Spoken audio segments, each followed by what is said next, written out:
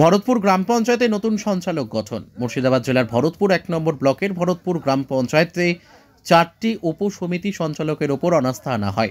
আজ ৪টি উপসমিতির নতুন সঞ্চালক গঠন হয়। ভরতপুর এলাকায় দীর্ঘদিন উন্নয়ন ঠিকমতো না হওয়ার কারণে এই অনাস্থা এনেছিলেন বলে সদস্যরা এবং প্রধান জানান। এই সঞ্চালক তৈরি হওয়ার পরে কে কি বললেন ভরতপুর ১ নম্বর ব্লক তৃণমূল কংগ্রেস ব্লক সভাপতি নজরুল ইসলাম টার্জেন, ভরতপুর ব্লকের জয়েন্ট বিডিও সুবীর হাজরা ও ভরতপুর গ্রাম পঞ্চায়েতের প্রধান কি বললেন তাদের সাক্ষাৎকারে শুনুন। Bureau report, S news Bangla.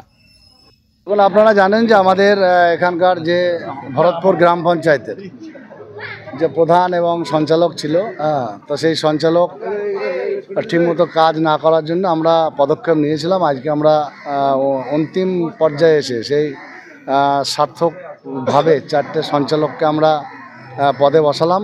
আশা করব যে আগামী দিন এই সঞ্চালকরা তাদের দায়িত্বপূর্ণভাবে তাদের কাজটা সম্পূর্ণ করবে এবং ভরতপুর পঞ্চায়েত বিগত দিনে যে টাকা ফেরত গেছে আশা করব এই 4 সঞ্চালক প্রধান মিলে এবং এখানকার সাধু আছে অঞ্চল সভাপতি সবাইকে নিয়ে যৌথভাবে সেই কাজটা যাতে তারা করতে পারে সেই চেষ্টা তারা করবে। সেই জন্য আজকে কিন্তু আমরা 4 জনকে সঞ্চালক পদে নিয়ে আসলাম। দেখুন 12 জনের যে কমিটি ছিল, 12 জন, 4টে সঞ্চালক 12 জন, তো সে 12 জন সবাইকে তো আর আমরা নিয়ে আসতে পারবো না সঞ্চালক হিসাবে। আমি সেই জন্য এদের সঙ্গে প্রাথমিকভাবে বসে একটা কথাই বলেছিলাম যে দল যে সিদ্ধান্ত নেবে 12 জনকে আনা সম্ভব নয়, সবাই যোগ্যতা সম্পন্ন এবং 4 জনকে সেখান থেকে আনা হবে। তো 4 জন মানে ভাবতে হবে আমরা সবাই আমরা একটা টিম ওয়ার্ক এবং টিম ওয়ার্ক হিসাবে আমরা সেই কাজটা করব। তো সেই 4 জন আজকে আপনারা এখানে দেখতে পাবেন, আপনারা তাদের স্টেটমেন্টও নেবেন। এই 4 জনের নাম আপনাদেরকে আমি বলবো, আপনারা সেই 4 জনের নামটা শুনে সেটা পাবলিশ করবেন। মানে কোন কেন্দ্র থেকে তারা এসছে, মানে কোন ওয়ার্ড থেকে? যেমন আমাদের এই মাসুন্দি যে ব্রাঞ্চ, ওই ব্রাঞ্চটা 11টা মেম্বার বড় একটা ব্রাঞ্চ।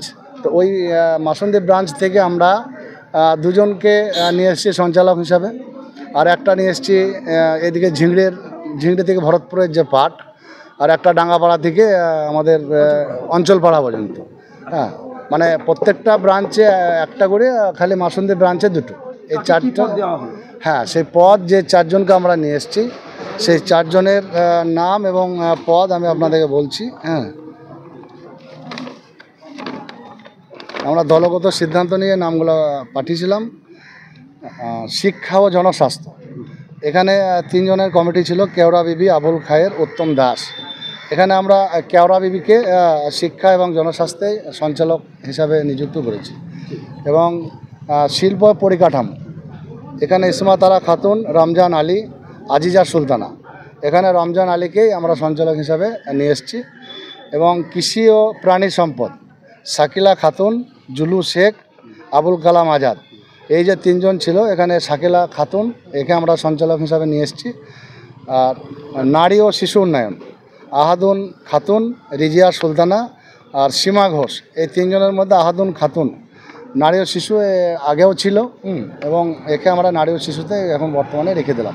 এই 4 জনের সঞ্চালক আপনাদেরকে আমি জানিয়ে দিলাম এবং এই 4 জন আপনারা দেখবেন সামনে আসবে, 4 জনের ছবি টবি নিয়ে ওদের সঙ্গে কথা আপনারা বলবেন। এই যে বিগত দিনে যারা উন্নয়ন করেনি তাদেরকে সরিয়ে নতুন করে যে সঞ্চালক গঠন হলো, তাদের প্রথম কাজ কী হবে এলাকায়? আমাদের প্রথম কাজ হবে ভরতপুর গ্রাম পঞ্চায়েতের যদি কোনো টাকা পড়ে থাকে, যেটা গণ্ডগোলের জন্য হয়তো অনেকটা খরচ করতে পারেনি, সেটাকে খরচ করা এবং আগামী দিন যাতে যে টাকায় আসবে আমাদের সরকারিভাবে যে টাকাটা এই পঞ্চায়েত পাবে, এই 4 সঞ্চালক এবং প্রধান একটা বাইন্ডিংয়ের মাধ্যমে এবং যারা মেম্বার আছে সবার সঙ্গে আলোচনা সাপেক্ষে, আমি সঞ্চালক হলাম, আমি প্রধান হলাম, মানে আমি সব, এটা না।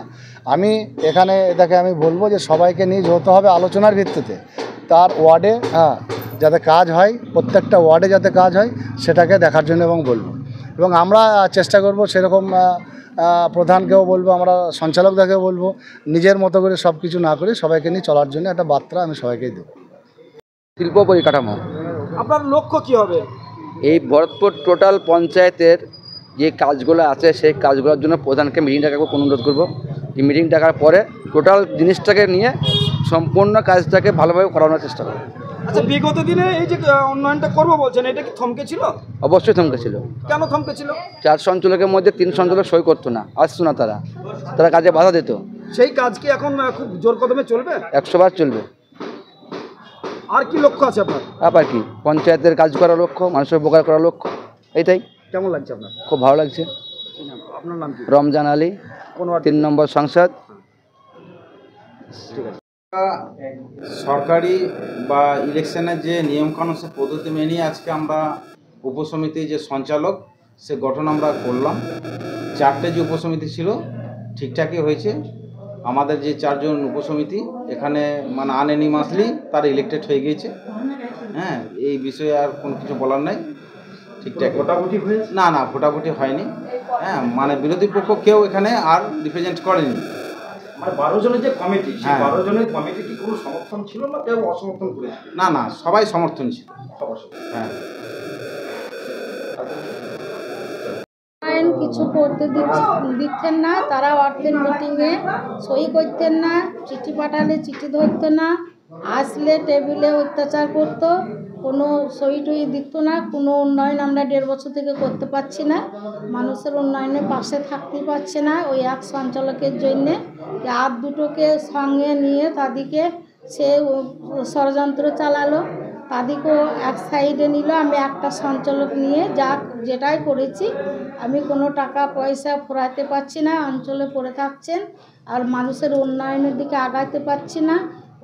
ওই সঞ্চালকটার জন্যে, সেই জন্যে আমি পাল্টি দিলাম। আচ্ছা, এই যে আপনি বললেন যে অল্প হয়েছে, কিন্তু যে টাকাগুলো পড়ে আছে সেগুলো তো আমি ফুরাতে পারছি না ওদের অত্যাচারে। এবার আমি এই নতুন করে গড়ে নিলাম, এবার যা আছে সব কিছুই আমি উন্নয়নের রাস্তা আগাবো। কি কি পরিকল্পনা আছে? এই যে নতুন সঞ্চালক হলো, মানে কোন কোন কাজ পড়ে আছে বা সেই কাজগুলো কতদিনের মধ্যে আপনারা মানে ঠিক করতে পারবেন? ট্রেন, কল, জল, রাস্তাঘাট, জনগণদের দেখা যাচ্ছে বড় রাস্তা নয়, অলিগলি রাস্তা, যা চাইছেন যাতে সন্তুষ্ট হবেন সেগুলো আমাকে ঠিকভাবে দেখে শুনে করতে হবে। এতদিন এগুলো পড়েছিল? এগুলো সব পড়েছিল, এইগুলো করতে দিচ্ছিল 1.5 বছরে এগুলো হয়নি? না। এগুলো আবার নতুন করে এই সঞ্চালক হওয়ার ফলে করবেন? হ্যাঁ, সব কিছুই করতে হবে। কি না বাবা? যা যা পড়ে আপনার আছে নাম? সব। অনিতা মণ্ডল, কে আপনি? প্রধান, কোথাকার? ভরতপুর।